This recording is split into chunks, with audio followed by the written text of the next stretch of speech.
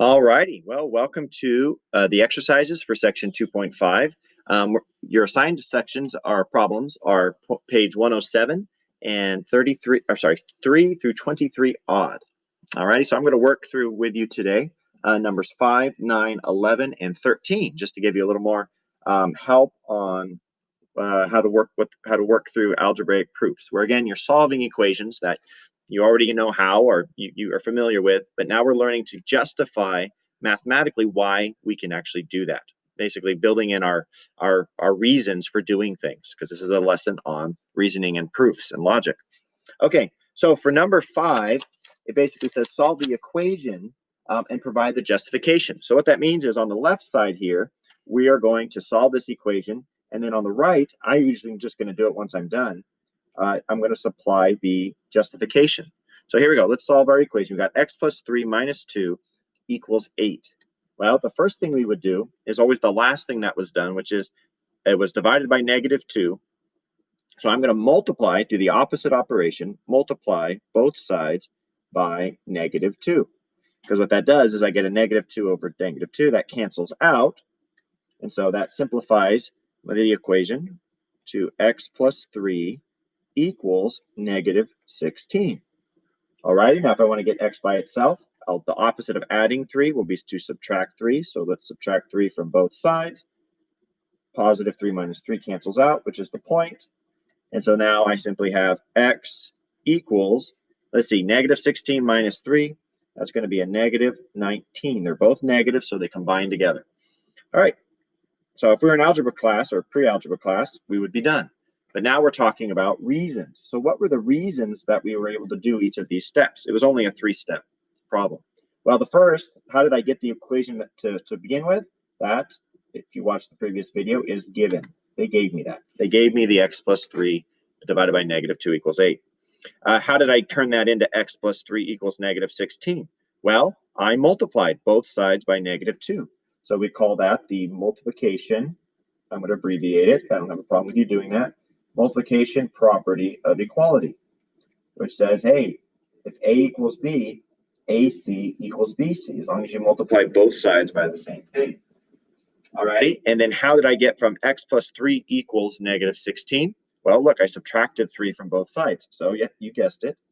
That is the subtraction property of equality. Alrighty, so just being very intentional and deliberate in terms of how we're solving our equations and learning this vocabulary of the stuff off to the right as my justification. So that's the kind of the key to this lesson. And again, it's preparing us to do the same thing, but with geometric concepts. They're introducing it with something you're already familiar with, which is the algebra. All right, number 9 is a word problem about renting movies, which nobody does anymore. But the equation C equals 575 plus 89 cents times M. That relates the number of movies equals M to the monthly cost of a movie club membership. How many movies did Elias, hey Elias, pretty good, right? Good job. How many movies did Elias Rogers rent this month if his membership cost $11.98? We have to solve the equation, but then we have to also justify it. So we're going to be doing that 2-column proof again. All right, so the first thing is, okay, we've got to solve this. So this is the cost. How much did it cost? And this is the number of movies that they rented. Looks like you pay a flat rate of $5.75 and then 89 cents for every movie you rent. Well, they don't tell us M, instead they tell us C. So let's plug that in. C is $11.98. It says the cost of his membership is $11.98. And that is equal to $5.75. I'm going to drop the dollar signs just for simplicity's sake, plus 89 M. Okay, so now we have our equation where we can solve backwards using your amazing algebra skills to find out how many movies Elias rented. All right, so the last thing they did was add the 575. So that's the first thing we will undo. So let's subtract 575. Don't be scared by the decimals. It's just like the previous problem. Okay, so that cancels out. And 1198 minus 575 is 6. I'm going to write this in black. 623 equals 0.89 M. Alrighty, so now what's the opposite of multiplying by 0.89m? Let's go ahead and divide by 0.89. So I have no problem with using a calculator here. If you don't need one, praise God. That's good, you don't need to. But 6.23 divided by 0.89 equals 7. So we get 7. That was right. 7 equals M. So he rented 7 movies. Good for you. That was a busy month, more than once a week. All righty. Must need more homework, Elijah. All righty. So now that's solving it. We found out how many movies. If we plugged in 7 for M, we get the cost of $11.98. What are my reasons? Okay, let's take a look at each one. Where did I get this equation from? That was first step. That was given to us. So that was given. Thank you for giving us that. We wouldn't have known how to start otherwise. Okay. How did I go from having C equals 575, blah, blah, blah, to 1198? You haven't seen this step yet, but what we got from the problem was that C is equal to 1198. So whenever you switch something out because they're equal, we substituted, remember, or plugged in 1198 for C. So that is the substitution property of equality. All righty. So that's how we went from C to having the 1198. How did we go from that to the 623 equals 0.89? Again, look at the red. We use the subtraction property. Oh, you know what? I'm better. You can see that's going to look the same. So let me be more specific here. Substitution. Can't be too casual in our abbreviations if multiple things look the same. So here we did subtraction.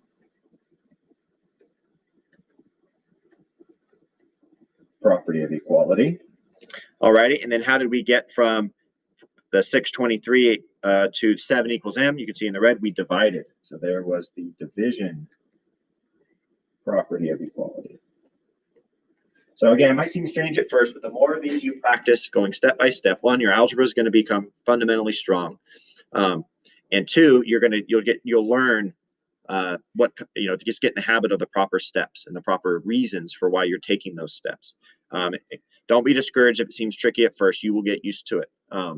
Proofs are kind of scary at first, but just practice, practice, practice. The more you do, the more you'll figure out how they're supposed to work.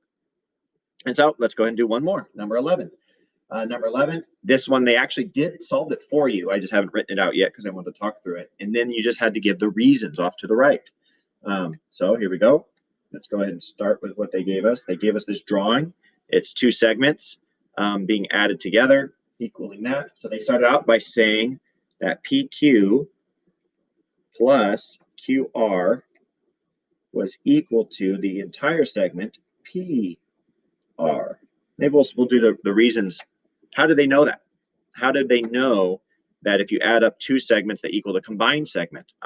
You did your definitions. You remember that is called the segment addition postulate.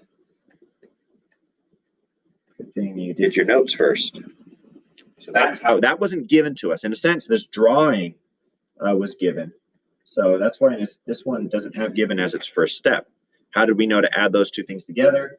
That segment addition postulate. Okay, then from that, they turned it into an expression by substituting, keyword there, substituting for PQ, they said 3N plus for QR, 25, equals the entire PR, which is 9N minus 5.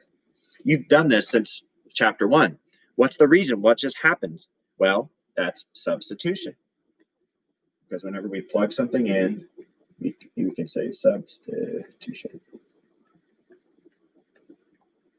of equality. All right. Then the next step looks like they combined their ends. And again, you're not going to see it as neatly, but you can see what they did was let's get the right color. They subtracted 3N from both sides. That simplified it out. So then that's how they got just 25 on this side is equal to 9 minus 3 is 6N minus 5. And when you write it in red, you're going to have to visualize this if you don't write it out, but that there is the subtraction property of equality.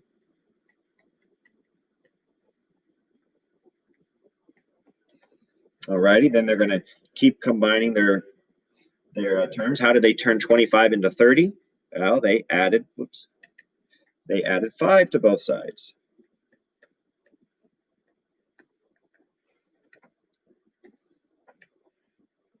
Cheat up a little bit. So that gave us 30 equals 6n, because this right here canceled out. And then how would they turn that into n equals 5? Well, you guessed it, they must have divided by 6. I'm going to be out of room, I'll just write it next to it. And so therefore n, or 6, or 5, sorry, not 6, 5. Sorry, I got to squeeze it in here. Thought I left myself enough room. 5 equals n. Oh, okay, I kind of lost track of giving my reasons. So backing up, how did they get to the 30 equals 6n? They used the addition property of equality. And then how did they get from 30 equals 6n to 5 equals n? They used the division property of equality.